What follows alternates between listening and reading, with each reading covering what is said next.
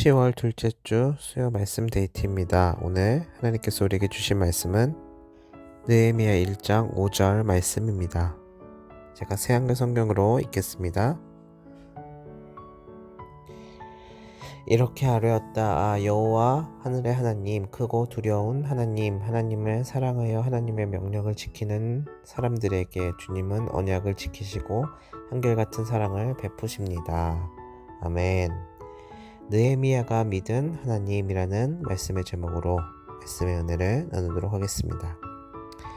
때로는 우리 하나님께서는 우리가 생각하고 기대하는 것들보다 더욱 크신 능력으로 또한 크신 계획으로 하나님의 일들을 이루어 가십니다.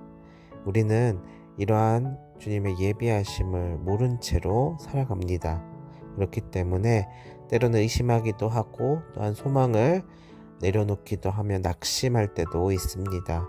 그러나 하나님은 우리의 생각과 또한 우리의 판단 너머에 있는 하나님의 일하심을 하나님의 계획 가운데 반드시 드러내십니다. 그리고 그것은 우리의 생각을 뛰어넘는 훨씬 더 좋은 일로, 선한 일로 일어나기도 합니다.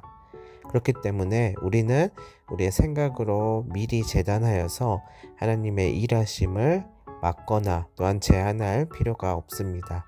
성령 하나님께서는 우리의 삶 가운데 더욱 풍성한 은혜들을 부어주시고 또한 경험케 하시기 때문입니다. 예전에 알렉산더 대왕이 전쟁에서 크게 승리를 하고 나서 자신을 도와 전쟁을 승리로 이끈 참모들에게 소원 한 가지를 들어주겠다라고 이야기하였다고 합니다. 전쟁에 지쳐 있었던 참모들은 편히 쉴 수 있는 휴가와 고향을 방문할 경비 등을 지원해달라고 요청을 하였다고 하는데요. 또한 집 한 채와 얼마간의 재산 등을 마련해 줄 것을 희망하기도 하였다고 합니다. 근데 그 가운데 어떤 한 참모는 이렇게 이야기하였습니다. 알렉산더 대왕이 정복하신 나라들 중에서 하나를 저에게 허락하여 주십시오. 이렇게 요청하였다고 하는데요. 이것을 본 옆에 있었던 많은 참모들은 뜻밖의 당돌한 제안을 하는 모습에 깜짝 놀랐다고 합니다. 알렉산더 대왕도 굉장히 놀라고 움찔하였으나 곧이어 이렇게 대답하였다고 하죠. 나라 하나를 그대에게 주겠습니다. 그대는 나 알렉산더가 나라 하나라도 뚝 떼어줄 만큼 제게 있어서 큰 사람으로서 제가 믿기 때문에 호의를 베풀겠습니다. 자, 믿음은요, 삶에 놀라운 변화를 일으키는 중요한 요인입니다. 믿음은 거세게 밀려오는 운명에 맞설 힘을 주는 창조적인 에너지입니다. 자기 운명과 환경의 어려움을 극복하며 당대에 영향을 미쳤던 사람들은 한결같이 믿음의 사람들이었습니다.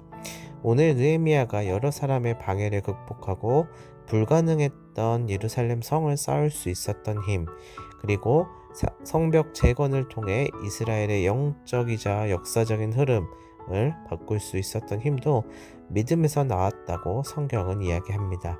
그리고 방금 들려드린 예화 속에서도 미처 생각지 못했었던 일들이 결국 현실화되는 그러한 기적들이 나타날 수 있다는 것입니다. 사랑하는 여러분, 오늘날 우리의 삶과 세상을 돌이켜 보았을 때 무너져버린 일상과 자아를 종종 발견하게 됩니다. 이는 단순히 예루살렘 성이라고 말할 수 있는 어떠한 한 부분만이 무너진 것이 아닙니다. 특히 내면과 삶 속에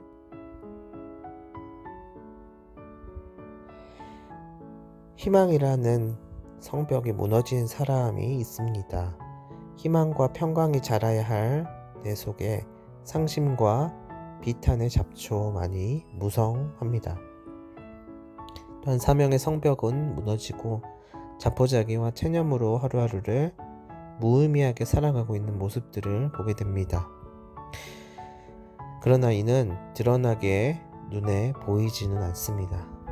눈에 보이지 않는 균열로 점차 성벽은 무너지고 그것이 자기 자신의 일부가 되어버려서 오히려 무너진 삶이 익숙하게 느껴질 정도가 됩니다. 결국 다시 세우기가 불가능해 보이며 지레 이런 모습들에 포기하려고 합니다. 이러한 때가 바로 느헤미야의 믿음이 필요한 때입니다. 이 믿음의 특징은요, 하나님을 믿되 믿음의 대상인 하나님이 어떠한 분이신지를 잘 아는 믿음입니다. 정신의학자 존 화이트는 탁월한 지도력이라는 책에서 느헤미야의 탁월한 지도력을 이야기하며 느헤미야는 하나님의 can과 will을 믿었다라고 평가합니다. 즉 하나님은 자신이 원하는 것을 모두 하실 수 있는 분이라는 사실을 믿었고 간구하며 부르짖는 것을 들어주시는 분임을 믿었습니다. 그렇다면 우리에게도 오늘 내 간구를 들어주실 능력의 하나님, 내 간구를 외면치 않고 부르짖는 대로 응답하실 하나님을 느헤미야를 통해 보게 되었으면 합니다. 느헤미야가 믿었던 하나님은 어떤 분이었는지 함께 생각해 보는 동안 무너진 삶의 성벽들을 다시 쌓는 귀한 역사가 우리 마음에서부터 시작되기를 간절히 소망합니다. 첫째, 느헤미야가 믿었던 하나님은 하늘에 계신 크고 두려우신 하나님이었습니다.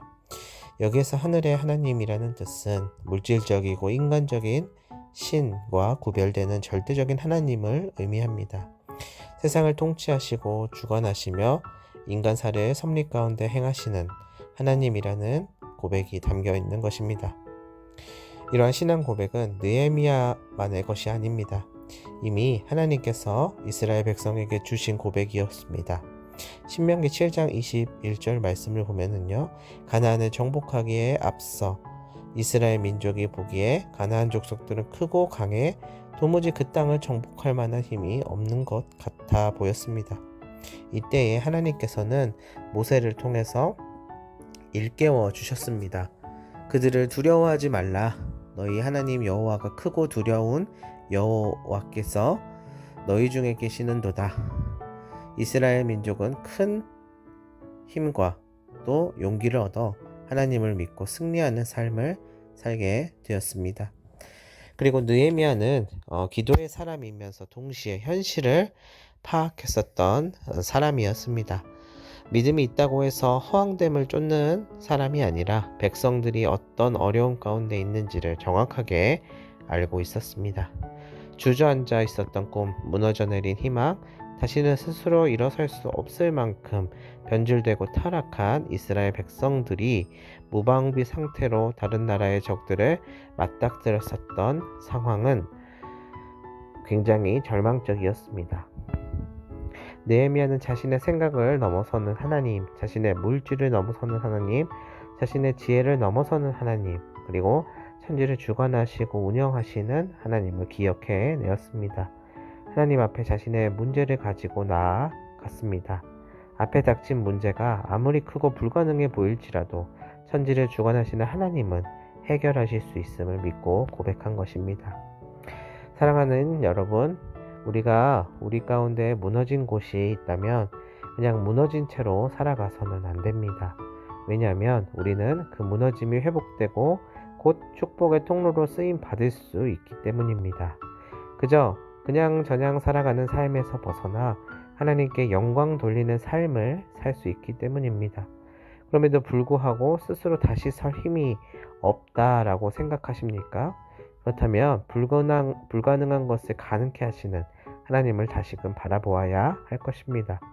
느헤미야처럼 절망이 되는 순간에 그 일을 능히 감당하실 분께 나아가야 하는 것입니다.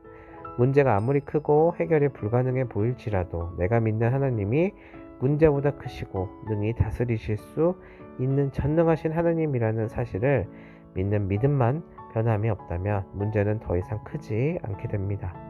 그러나 때로는 나를 돕는 하나님의 존재가 너무 작게 느껴질 때도 있습니다. 그때 내 앞에 있는 문제는 정말로 심각한 문제가 되게 됩니다. 물질과 현실 앞에, 사람들이 논하는 조건 앞에 묶여버려서 하나님을 별 볼 일 없는 신으로 생각하게 됩니다. 그러나 매 순간 매 시간마다 우리에게 약속하고 계시고 곧 성경과 상황과 사람을 통하여서 역사하시는 하나님이 이를 행하고 계심을 믿어야 합니다. 느헤미야의 희망은 무엇이었습니까? 하나님은 신실하신 분이시라는 사실, 한 번도 약속을 어긴 적이 없는 분이시라는 사실이 느헤미야의 희망이었습니다. 그래서 담대하게 주님 앞에 나아가 마음 다하여서 기도하였던 것입니다. 신명기 7장 9절을 보십시오. 이렇게 이야기하죠. 그런즉 너는 알라 오직 내 하나님 여호와는 하나님이시오 신실하신 하나님이시라. 그를 사랑하고 그 계명을 지키는 자에게 선대까지 그 언약을 이행하시며 인애를 베푸시되라고 말씀합니다. 그리고 12절부터 15절을 보면은요. 너희가 모든 법도를 듣고 지켜 행하면 내 하나님 여호와께서 내 열조에게 맹세하신 언약을 지켜 내게 인애를 베푸실 것이라. 곧 너로 사랑하시고 복을 주사 너를 번성케 하시되 내게 주리라고 내 열조에게 맹세하신 땅에서 내 소생에게 은혜를 베푸시며 내 토지의 소산과 곡식과 포도주와 기름을 풍성케 하시고 내 소와 양을 번식케 하시리니 내가 복을 받음이 만민보다 우승하여 너희 중에 남녀와 너희 짐승의 암수에 생육하지 못함이 없을 것이며 여호와께서 또 모든 질병을 내게서 멀리하사 너희가 아는 바 그 애굽의 악질이 내게 임하지 않게 하시고 너를 미워하는 모든 자에게 임하게 하실 것이라. 자, 이렇게 이야기하고 있어요. 이스라엘에게 주어진 약속의 말씀이었거든요. 자, 성경은요 이런 약속들로 가득 차 있습니다.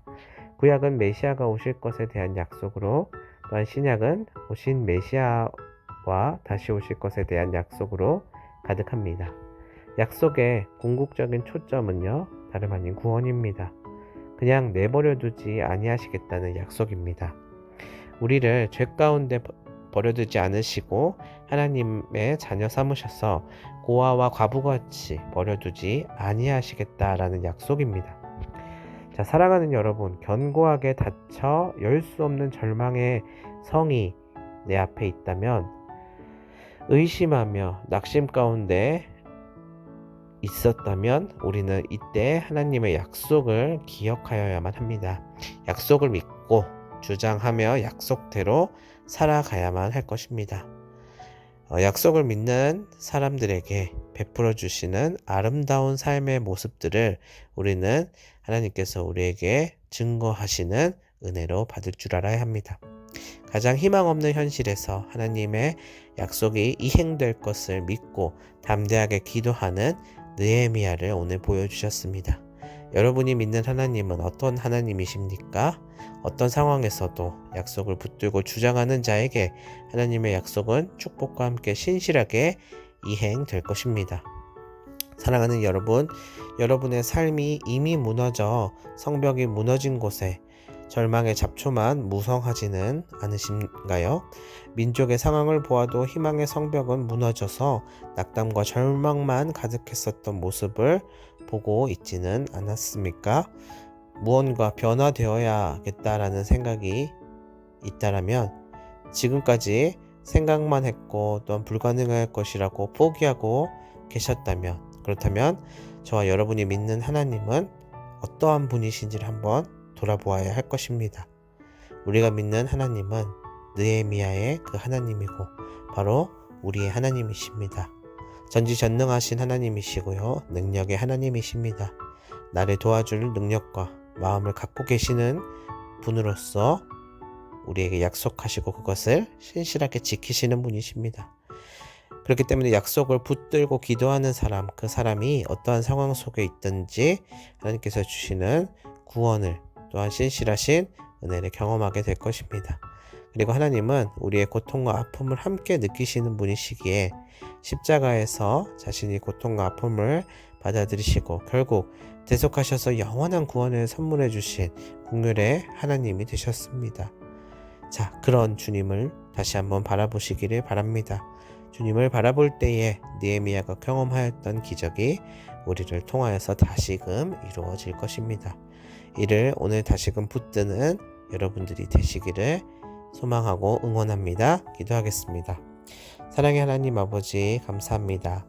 우리가 생각하였었던 인생의 궤도가 우리의 뜻대로 되지 않을 때 우리는 낙심합니다. 또 우리가 생각할 수 없는 막막한 현실 앞에서도 우리는 좌절하고 갈 바를 알지 못해 합니다.